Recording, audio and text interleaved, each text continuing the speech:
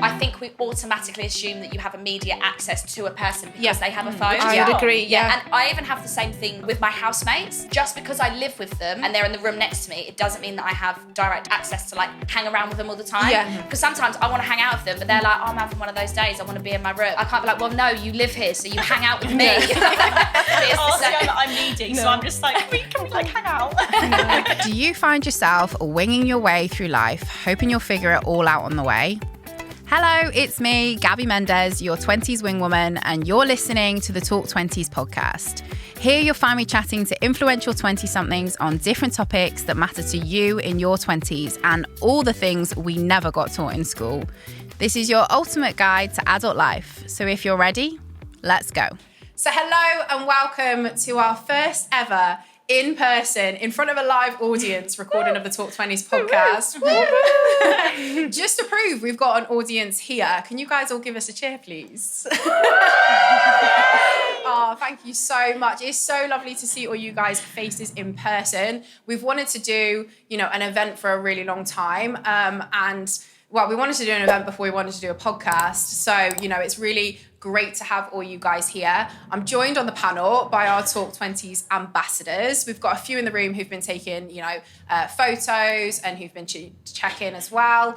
But today I'm joined by Phoebe, Alexa and Laura. So great to have you guys here. Thank you so much for being on the podcast. Thank you. Thanks for having us. Pleasure. We're going to be talking about friendship, right, in your 20s? Yes, absolutely. Yeah, it's a tricky topic. It's why a lot of us are here tonight. And we're going to be covering lots of different things. We're talking about meeting new people, making new friends. We're going to be talking about maintaining friendships, but we're also going to be talking a little bit about losing friends and letting go of some friends in your 20s as well.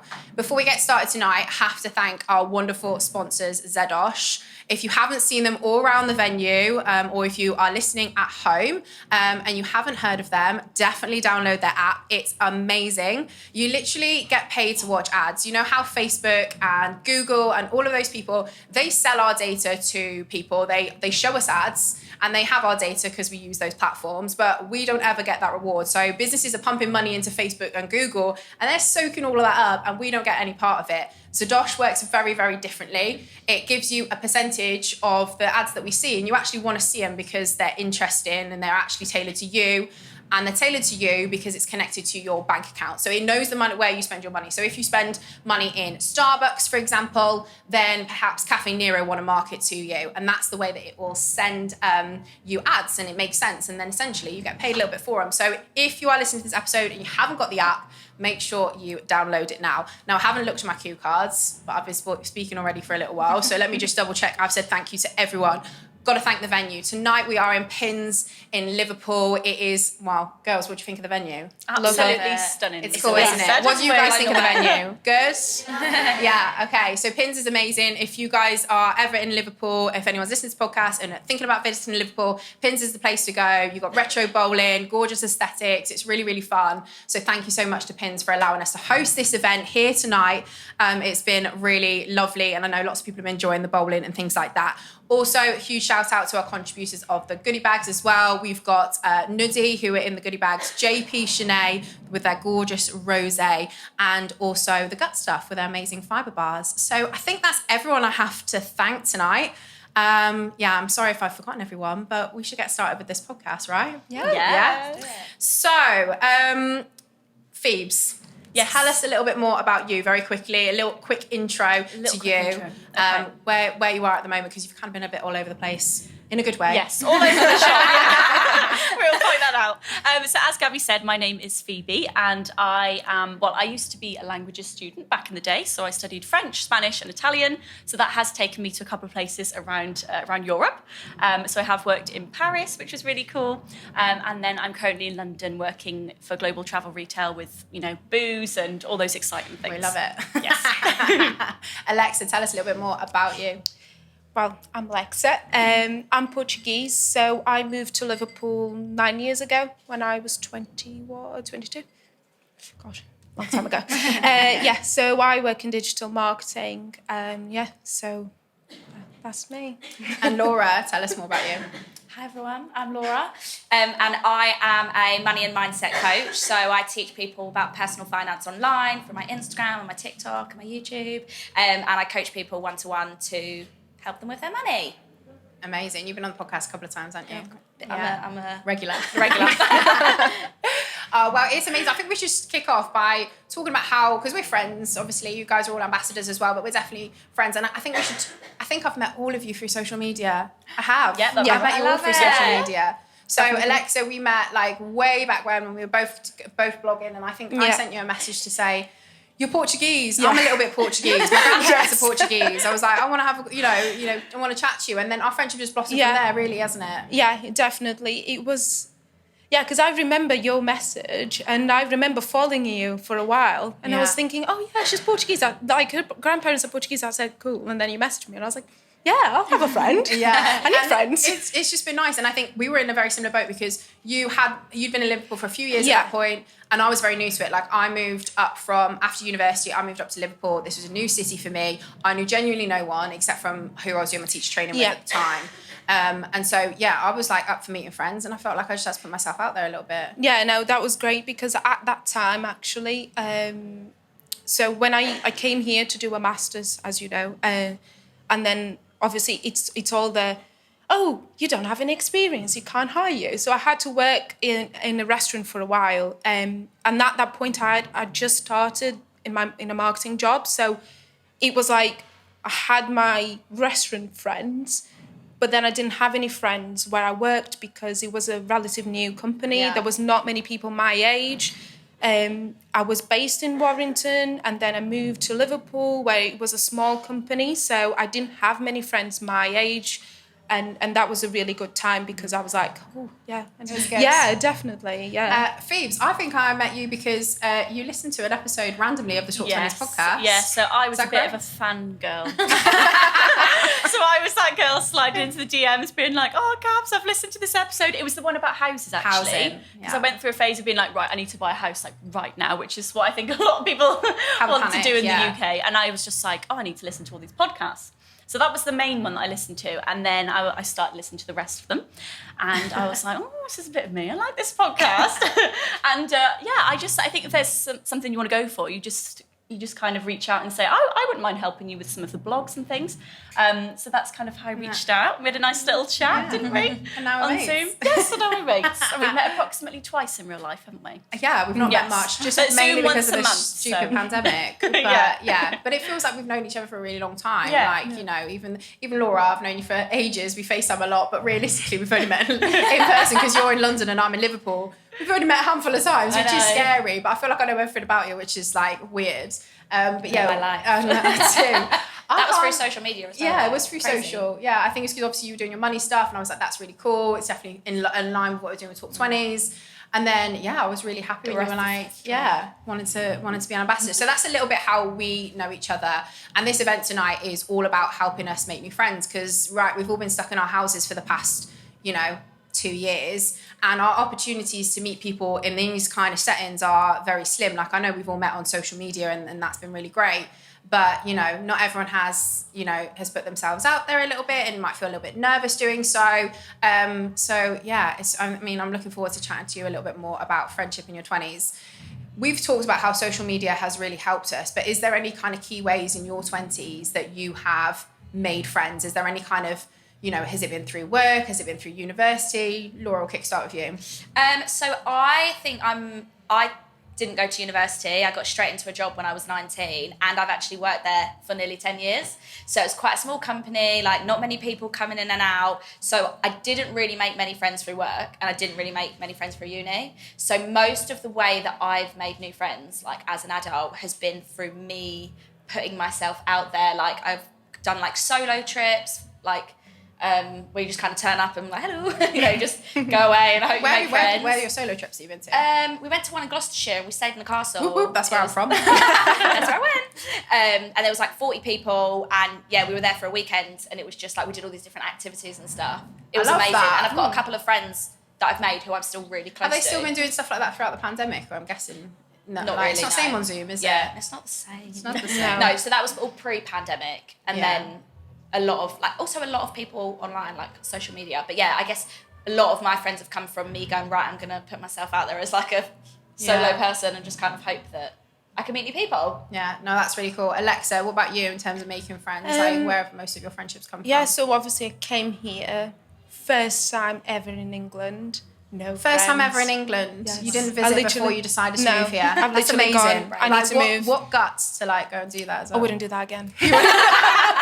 Who would not do that again? I feel like as you get older, it gets a bit harder. Yeah. But yeah, so most of my friends is either friends from uni. So as I said before, I did a master's degree, so I still speak to some of them. Pre-pandemic, we used to meet once a year because got some people that are older than me, and obviously we've got kids and stuff. Some people that are over in Manchester. But once a year, we were like older to meet people, isn't it? Yeah. Yeah. To like catch up with friends. We'll talk about that when we talk about maintaining friendships. So that I've got that. I've got friends that I met through sharing houses. Two of them are actually here somewhere. Hello to the housemates. And I've got friends I made through social media, like you and Rebecca as well. Yeah. It is hard. But again, there are situations that you get put into and you have to speak to people. I'm loving that the high note is going on in the background in the other side of the bar from Sean. If anyone can hear it, it's very, very high. Yeah. So that was me. I think through work, it's hard because most of the companies, some companies I've worked with, they were either, as I said, in Warrington. That's not going to be there was only one person that lived in Liverpool. Other places they're older people, so it's not really like I've got my work friends, which I speak to in work, and that's it. But yeah, as I said, most of my friends has been like situations where we get put into. Yeah. Phoebe, what about you? Where have most of your friendships come from in your 20s? Yeah, I agree with Alexa in the sense that it can be quite situational. But I almost did the opposite too, didn't I? Well, I did do the opposite actually. Yeah. So instead of moving to the UK, because I am obviously from here, from Herefordshire, but I actually moved to France on my own. So that was quite scary. And I also moved to Spain on my own. So a lot of the time I would literally be throwing myself in there and being like, you have your first night. It's kind of like if you've been to uni and that first night in your bed and you're just there like, oh, I've got no one to play with. And it's like really sad. You sit on the edge of the bed and then you're like, nope, snap out of it. I'm going to go and make some friends. So you find other people who are in that situation. And that's what I found every single time that I've moved essentially. But it's usually I will make really good friends with people who I either live with or who I work with. Or maybe a mixture of both. So some of my absolute, top buddies in life have come from, working together and living together. Always abroad though. That seems to be the same, the factor that ties us all together. Because it is quite scary moving to another country on your own. So if you have something that you're scared of together, that brings you together. Yeah, I mean, I've only got a brief experience of living abroad in Canada, Montreal, but I agree, like it was my housemates that I was closest to and then like one like really close course friend, and it was just because we got thrown together basically. And it's tricky when you move to a new place and stuff like that and you don't know anyone, that can feel really, really daunting. But I know there are some people in the audience tonight who've travelled from quite far away to come up to this event tonight, and it's been really nice to see how people have like mixed and like played bowling together and started chatting and stuff like that. And I think that's exactly the kind of thing that you sometimes need to do, and make sure you guys get each other as social media and things like that so you guys can chat afterwards. But I think making friends in your 20s can feel really, really daunting. I know for me, I would probably say I've met a few people through work. Jazz, hi, in the audience. But I would probably say from doing what I do with Talk 20s is where I've made a lot of my friends, because I've kind of put myself out there a little bit, and I feel like it's been nice to meet new people. And I've also met other people who are in similar boats to me, so they run businesses, and I would say a lot of my close friends at the moment are in similar positions, and sometimes it can feel difficult. It's really nice to see my friends that I had pre-Talk 20s, because obviously they've known me for a very, very long time. But sometimes it's really nice to have friends who really get what your day-to-day is like, because sometimes my friends are like, you do what for a living? Like, which is really funny. So, but it's nice to sometimes, catch up with old friends and like, not think about business all the time. So we're going to talk a little bit about the difficulties of losing friends in your 20s. It's inevitable. Like, no one listening to this is going to, be able to think of like one friend that they haven't drifted from, or, maybe you don't speak to a lot of people from uni anymore, or, maybe there's a, childhood friend that you don't speak to. Phoebes, what's been your experience of, losing friends in your 20s? It's difficult. It is difficult in your 20s because like you go through so many different things, either, being at uni and then either you're friends with them or it kind of just falls away, or moving to a different country. And then suddenly it's like, oh, I've been with these people all day, every day. And now I just don't see them, which can be quite sad. But I think that if you have the same values and you're on the same kind of page with how often you're going to speak to people, it doesn't have to be sort of regimented, like, oh, I'm going to speak to so-and-so for 3 texts a day, like none of that. But I think it can be difficult to lose people. It is really, really sad. But if you're on the same page with how often you're going to be in contact or, your values as a person, then I don't think that that's going to affect the relationship. Laura, when we were planning out this episode and we think about what we're going to talk about, we talked a little bit about toxic friendships, or all of you really. We talked a little bit about toxic friendships. These are the friends that, I don't know, what would you describe a situation as? I mean, I guess for me, like, I've been in quite a few toxic friendships in the way of where it's really one-sided and maybe mainly from school, like where you're kind of forced to be friends and you don't necessarily... They wouldn't be people that you'd be... don't have a lot in common. Maybe they've got a lot of growing up to do, and... I think that when it's toxic, it's a friendship that makes you feel like crap, basically. They shouldn't make you feel like that. And I think that as somebody, like, when I was younger, I definitely had quite a few friends that I was like, I don't know if I actually like this person. But I, was too scared to get rid of them or to not be friends with them anymore because... Just get rid. Because I was like, well, then I won't, then I've got one less friend. And where I think as you get a bit older, you're like, oh, that's fine, because you'd rather have less friends that... a better quality. Definitely. So how do you go about distancing yourself from toxic friendships? I guess in the past it's always come to a head, like a massive argument or do you know what I mean, something quite horrid, like I'd agree actually. I think when I was younger, when I was in my teenage years, if I fell out with a friend it's because we had a huge argument and it was like I disagree with something they did and that would be that would be it. And you're like, bye.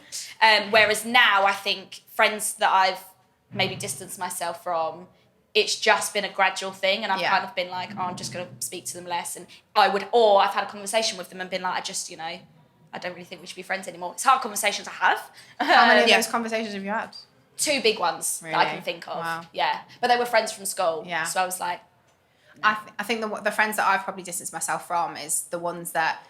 I am like the organizer. I don't know if anyone relates to this, but like when I'm in the friendship group, Jazz is nodding. I'm the organizer of things. So I'm always the one that is, hi guys, do you want to meet up? And they're like, I think I'm free on this date. I'd then like organize a date that everyone was free. I'd then organize booking the restaurant, and I'd be that person. Yeah. And with a lot of these friendships, I was just like, God, that's so much effort that I'm putting in, and I just started not suggesting that we do stuff because it was a lot of like, I was busy, doing my other stuff and business and things like that. And they didn't ask. Like they didn't, check in, oh, do you want to meet up? Some did, some didn't. But they weren't prepared to like get out of their comfort zone and just maybe potentially relied on me or one of the other organisee persons in the group to kind of organise things. And that doesn't mean that everyone is like feels comfortable doing that. But I do think like a lot of the friendships I probably let go of are maybe a little bit more one-sided. And it was probably me putting in quite a lot of the effort, friends from home actually, where, I'd be driving all the way back to my mum and dad's in Gloucestershire, which is, a couple of hours. And I'd be like, like saying that I'm home. And they'd be like, oh yeah, like, come and see me. And they'd be like a further hour away. And I'd be like, but you're from where I'm from as well. Like, why can't you come home at the same time? And it just, I was like, I've not come home, so then I can then drive another hour to come and visit you. And I think like, just when you can see that like, there's not the same effort being put in from a friendship, then sometimes it's really hard, but you have to just kind of let it go. I've just, I wouldn't say I've had difficult conversations. Like, like, we shouldn't be friends, but I've just not text them or not reached Yeah, out. I've And I done just the think that's same. very Welsh. Yeah. I like it. Yeah, I wouldn't have the guts to do I those got to a point conversations. though where I felt like I didn't have a choice because it was so bad.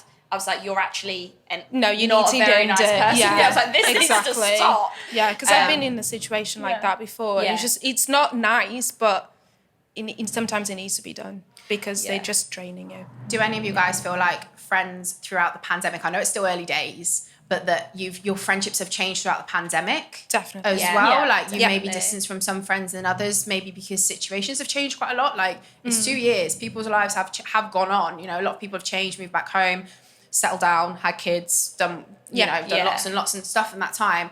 Have you guys feel like you've just I think so. Yeah? For me, I think I've grown quite a lot as a person over the last 2 and a bit years. So I think now with some of my friends, it's a small percentage, but I don't align with all of them. But it's felt quite mutual. Yeah. So it's not like it's been a bit like, oh, we're just different people now. That's okay. I think with me it's kind of like everyone is like busy, but they're not. Do you know what I mean? Yeah. It's like they've got their own thing, and I've kind of like got my own thing. We meet up if need to, or we speak, but it's just not the same thing. But I definitely have friends that I know that I don't speak as much. Yeah. But I also have friends that just speak There's a big even thing about more. mental health as well, though, Yes. isn't it? Like, you know, there was that whole pressure of like, you got to get out there, you got to be doing like stuff again, and not everyone feels ready to do that. Yeah. Not everyone wants to go back to the same lives that they were living before the pandemic. Like, I think you have to like remember that as well. I also kind of question though whether it's because we have been on social media for like what two whole years, like constantly. Whether people just they can't be bothered because voice notes can be long. They can be 6-10 minutes long. Oh god. Yeah. You With the can right double person. speed them now. You can Oh, no, double speed double them. speed you can saves be like, my life. I'll fob Yeah. you off because I don't fancy the chat kind of thing. Maybe that's part of it as well. I don't know. Yeah. People are just drained of social media, so it might come across that they're maybe not trying, or maybe we come across that we're not trying. I don't know. Yeah. What, that they don't want to spend that much time on social media anymore? Yeah, potentially. Yeah. Or that they don't, just they not would on rather their have a phones. conversation in person. Well, as you can probably tell, I'm quite a chatty little so-and-so. So I would rather speak to someone, face to face. Yeah.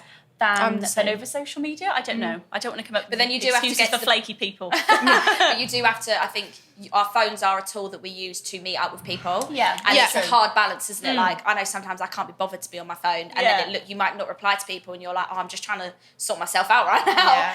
But then it's the balance between reaching out and going, I do want to talk to you. I do want to meet up with you, but I'm just having a break. Let's put a date in 3 weeks' time. Yeah. I think there's a balance on effort. Yeah, definitely. Yeah, I'd agree. definitely. Well, I was talking to some of the girls in the audience who have been on the podcast, and someone walked up to them today and said, oh, I listened to your episode of the podcast, and it was all about how to organise your wardrobe. Listen back if you like. But they said, like, you made me literally want to rip out like my whole wardrobe and redo it. Now, the girls literally said to me, like, if someone had sent that a message on social media, they'd have gone, oh, that's really nice. And they'd have just sent like a really nice reply. But the fact that they met someone in person and someone said that to their face, they were like, It's huge. that huge, feels yeah. like so much better. And there's just something about meeting people in person that social media it isn't the same. No, you know, it's someone definitely messaged- lovely not. comments, haven't you? Yeah, the same with Laura. Well, Like, tears you in know, your eye. because all your money stuff and people saying, I've opened a Lifetime ISA. If someone messaged you that via social media, you wouldn't be as buzzing as someone saying it to your face, would you? Yeah, and I think it's different as well because, like, when you have like followers on Instagram, no matter like how many it is just is kind of like a number. Yeah. But then when you meet people in person and you're like, oh, like There's a person behind each number. That's nice, and that's where like you make connections with people, isn't it? Like from that face to face, that you can forge connections over social media, like we're clearly showing of that. But it's so nice to be able to meet people in person and like have eye contact and like energy, and do you know what I mean? Definitely. Moving on to chatting a little bit more about maintaining friendships. Laura, you've got a couple of long distance friendships. Yeah. We're talking like New Zealand. Yeah. How on earth do you maintain friendships like that? So I met somebody from New Zealand who came to that solo weekend thing, and we just got along really well, and she moved back to New Zealand during the pandemic, and our level of like communication is purely down to like there's a time difference, we chat when we can, and it's months between we talk, and we put a date in for a FaceTime, and we spend like 5 hours catching up. Yeah. And then we might not speak for another few months. If and when she comes back to London, we'll meet up, but it's this understanding that yes, we're friends, yes, we want to stay in contact, but it's not this constant thing, kind of like what you were saying, Phoebe, about 3 texts a day. Like, there are no rules. It's just like, we'll talk when we can. And there's no... Because we're on the same page about it. And I think that makes a difference. I've got that from my like teenage like best friend from school, Sinead, if you're listening, shout out to Sinead. But we were really like inseparable in like secondary school, like, you know, year 9, year 10. Like, she literally knows so much about me, my life, and everything like that. But we both went off to different unis and did different things and stuff like that. But in the pandemic, I think we FaceTimed twice out the whole duration of the pandemic, and both times it was like, you know, 2-3 hour long calls, and it was like nothing had changed. And like, it's not that we're not friends because we don't speak every single day. We absolutely are, you know, really great friends, but we don't catch up that often. And I think the second time we watched the final of RuPaul's Drag Race, like, whilst on FaceTime, like, it was great. But you know, it's that kind of friendship, and I think, like you say, there's no like expectation, you know, and it's not like that person doesn't want to be their friend. Like, I feel like it's just like an understanding. And actually, she's coming up in a couple of weeks' time because she's never been up to Liverpool, and she's coming up to stay for a weekend. This is gonna be the longest I've probably spent with her since I was about 15. Like, I know I'm gonna love it. Like, it'd be really nice to see her, but I feel like the pressure isn't on for us to be like messaging like all the time. And I think that's really nice. I can relate to that, because obviously moved back from Portugal, so I do have a couple of friends that we literally speak every 3 months. And one of them is like one of my best friends, and we don't really speak that much, but it's like, you haven't messaged me for ages. Why have you not messaged me? Or, you've not told me this. Why have you not told me this? And then we tell each other. And then every time I go home, we make sure we meet each other. So I've just been home for 5 weeks over the summer because obviously pandemic, I didn't go home for that long. Really long time. And we literally met up twice, I think. And he was like, he's obviously always saying, oh, well, come and visit. But, you know, it's just, come and visit. And as you said before, saying one thing. It's like, exactly. But we always talk to each other. Like, it can be 3 months. It could be 6 months. But when we see each other, it's like we're back at being in uni when we were 18. I've got a friend in Italy, and she's exactly the same thing. We don't speak for ages. She lived in New Zealand for 2 years. It was hard to talk, but we still talk. We still know what's going on in each other's lives. And what about those friends that we do see more often, that are probably local? You know, Alexa's an example of being local in Liverpool and stuff. Like, maintaining those kind of friendships, I think is another tricky thing to navigate sometimes. We talked a little bit about setting boundaries, didn't we? When we were planning this episode, and like how important it is to kind of, for them to kind of like know, you know, for example, 3 texts a day. We keep coming back to that 3 texts a day. But, you know, like, I went back like in last September. I used to be a person, like, I had no notifications of any other app, but I did have my WhatsApp notifications on my phone. And you want to see how many conversations I've got going on WhatsApp. And I went away for the weekend with my boyfriend, Dan. And I decided I was going to, just for the weekend, switch the notifications off. They've never come back on. But what happened was, after the weekend, I had like 14 different conversations that had been happening. And I just realized how much my life was getting interrupted by this WhatsApp notification. And I'm someone that was like, respond straight away. Like, at that moment in time, I was like, yes, I get back to people. But it was like really interrupting like my flow. So if I was doing anything with work, I was getting interrupted by WhatsApp. If I was doing anything, you know, outside of work, I was getting interrupted by that. And I just didn't ever feel like I was very present in what I was doing. So I decided to switch them off. And honestly, initially, a lot of friends were like, you're not replying to me, like, you've not replied to me for like, you know, 2 days, or, you know, you've not got back to me. And I was like, oh, sorry, I've switched off my notifications. And it was a bit of like a change in like perhaps how our friendships and our dynamics were, because I wasn't available all the time. And I always say, like, if you need me desperately, just ring me, like, I want to pick up the phone. But I don't reply, you know, sometimes, you know, get back really quick. But, you know, I think it's nice to know that, like, there's not that pressure to get back to people straight away. And these are with my closest friends, and you will always get a reply. It just might not be immediately. I also think when you have a phone, I think we automatically assume if someone has a phone, which most of us, I imagine, do. I don't think anyone in this room doesn't have a phone. I don't know. Some people might be off the grid. All of us have a phone. I think we automatically assume that you have immediate access to a person because they have a phone. I would agree, And I even have the same thing, but with my housemates. Like, just because I live with them and they're in the room next to me, it doesn't mean that I have direct access to, like, hang around with them all the time. Yeah. Because sometimes I want to hang out with them, but they're like, I'm having one of those days, I want to be in my room. Like, I can't be like, well, no, you live here, so you hang out with me. I'm needy, so I'm just like, can we like hang out? It's the same with your phone, I think. You just assume like that you have immediate access, but it's knowing that actually you don't. One of the things for me was actually turning off read receipts on WhatsApp. Yeah. Because honestly, it's not like, for me, it was just like, well, I messaged someone, it's been 2 days, they haven't replied, why haven't they not replied? Why have they not replied? Oh, so you were thinking from their angle. Because if you turn off read receipts, it turns it off for you and them, doesn't it? Yeah, it turns off for everyone. So, and that felt like as well, because I never used to be this person. I always used to be the person that replies to. I'm now the person that reads the message and go, yeah, I'll reply to you in a sec, and then I'll reply 3 days later.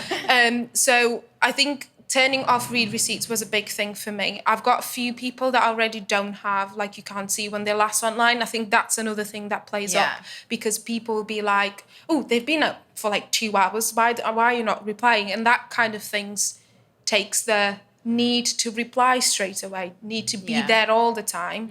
Like, I've got plenty of friends that they know whenever they want me, I'm there, but I might take a few hours to reply.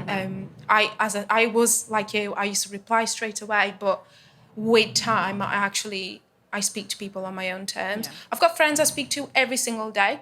We meet up every week. I've got friends that I literally message and we meet once a month. And we just message, like, got a little group chat, catch up for a bit, and then... That's it. Or we could get into a we're as close as couldn't we? Sorry, we could get into a minefield with group chats. Oh God, don't even. Like, I've got some that I literally have it on archive. No, I've got it on archive because they're muted straight away. So I think one of the main themes of this is like, don't maintain friendships like at the expense of yourself and your mental health. Hence why it's got to be mutual. It can't be like just one person giving everything. It's got to be because you feel happy and that's the reason why you're maintaining the friendship. We're almost coming to the end of the podcast. It's been so lovely to chat to you both. We thought we would end the podcast with a top tip to you both. Did I say both? Not you. It's nice to chat to you two. It's nice to chat to you three. Thank you. I should say. We're going to finish with a top tip for networking at in-person events, because we're at an in-person event tonight and there's lots of people in the room that don't know each other. So it's a very awkward situation to find yourself in. Even I, as the organiser of this event, felt uncomfortable when people started showing up and I didn't know who they were, some of them. Like, I think it's nerve-wracking, isn't it? Like meeting new people. Definitely. Sometimes nice to have a security blanket and go with a friend and stuff like that. But like, what would your you three, not both, what would your 3 top tips be for networking events? Who wants to go first? I'll go first. Go on. My one would be, I'm going to probably say one that one of you have already got. I've got 2. I've got backup. You got a backup. Good. Okay. My one, I guess, would be remember that you're all in the same position. Like, you've all come here for the same reason, to network, to make friends. So if you're going to talk to someone, and it is really hard to like just walk up to someone and be like, hello, hi, my name is Laura. But know that the person on the other end that you're talking to is in the same position. And it might be that you've just been a bit braver to be able to go up to them.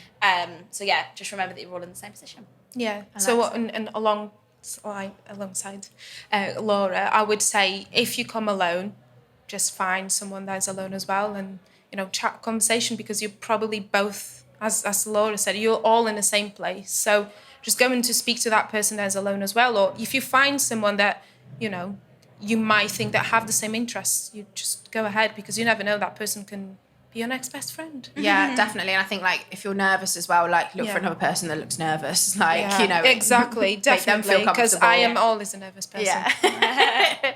Phoebe, have you got one that's different from those 2? Yes, it is. Well, I had to. I was going to say smile if it really came down. If you both pinched it, then I was going to be like, smile, because it's always nice to smile at people. But I was going to say to listen to what the other person's saying, ask lots of questions, because often people they won't open up unless you actually ask them any questions. So you could be there, you know, spilling your guts out, and they're like, yeah.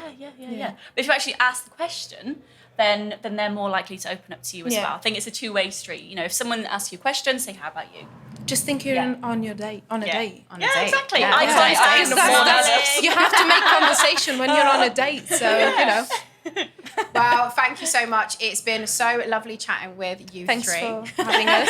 It's been amazing to see you guys all at the event. Thank you so much to each and every one of you for coming. It's been, you know, lovely to see a room full of people who really listen to the podcast and who know what we do with Talk 20. So thank you, and to anyone who's listening back to this, thanks for listening as well. And that's it, everyone. Thank you very much. Thanks. Thank you so much for tuning in to this episode of the Talk 20s podcast. I hope it inspired you in some way and pops a little pep in your step for this week. Got a spare minute? It would mean the absolute world if you could subscribe, leave a review, or share this episode with a friend. We're on a mission to help as many 20-somethings navigate their 20s as we can, and we really cannot do it without your support.